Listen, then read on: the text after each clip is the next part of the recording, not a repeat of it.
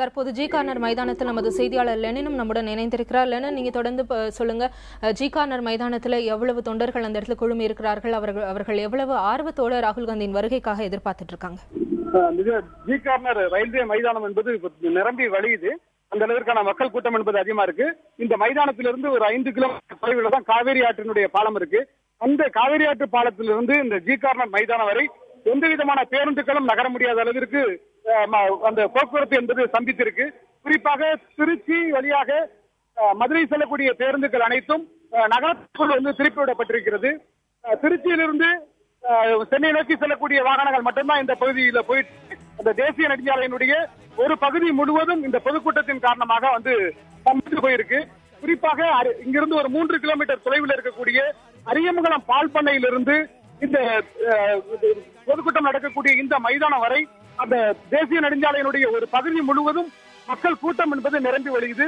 சாரசாரியாக மக்கள் இந்த மாநாட்டு திடலை நோக்கி வந்துகிட்டு இருக்காங்க. குறிப்பாக காங்கிரஸ் கட்சியினுடைய தொண்டர்கள் வெவ்வேறு மாவட்டங்கள், தமிழகத்தினுடைய பல்வேறு மாவட்டங்களிலிருந்து, குறிப்பாக தஞ்சை, திருவாரூர், நாகை, புதுக்கோட்டை, கரூர், அரியலூர், இந்த திருச்சியை சுற்றி இருக்கக்கூடிய மாவட்டங்களில் இருந்து அதிகமான தொண்டர்களும், அது மட்டுமல்லாமல் தமிழகத்தினுடைய மற்ற பிற மாவட்டங்களில் இருந்தும் ஏராளமான தொண்டர்கள் இந்த மாநாட்டு திடலை நோக்கி வந்துகிட்டு இருக்காங்க. மாநாட்டு திடலில் ஒரு 40 பேர் அமரக்கூடிய அளவில் பிரம்மாண்டமான மேடை அமைக்கப்பட்டிருக்கு. அந்த மேடையிலிருந்து 60 அடி தூரத்திற்கு வேறு யாரும் உள்ளே வர முடியாத அளவிற்கு தடுப்பு வேலி அமைக்கப்பட்டிருக்கு. அதாவது தொண்டர்கள் ரொம்ப உற்சாகமடைந்து மேடையின் மீதோ அல்லது மேடையை நோக்கி வந்துவிடக் கூடாது என்பதை தடுக்கணும் அப்படிங்கிற நோக்கத்தோடு பாதுகாப்பு விஷயங்களை கருதி அந்த மேடையிலிருந்து ஒரு 60 அடி தூரத்திற்கு ஒரு தடுப்பு வேலியானது அமைக்கப்பட்டிருக்கு. அதற்கு பின்னால் செய்தியாளர்கள், தொலைக்காட்சி ஒளிப்பதிவு கலைஞர்கள் இவங்கெல்லாம் அமர்ந்திருக்காங்க. அதற்கு பின்னால் இந்த திடல் முழுவதும் மக்கள் கூட்டம் நிரம்பி இருக்கு. இந்த திடலை சுற்றி ஏராளமான அதாவது கண்காணிப்பு கோபுரங்கள், தற்காலிக கண்காணிப்பு கோபுரங்கள் அமைக்கப்பட்டிருக்கு. அந்த கோபுரங்கள் அனைத்திலும் காவலர்கள் பைனாக்குலர் மூலமாக இந்த வரக்கூடிய மக்களை கண்காணிச்சுக்கிட்டு இருக்காங்க.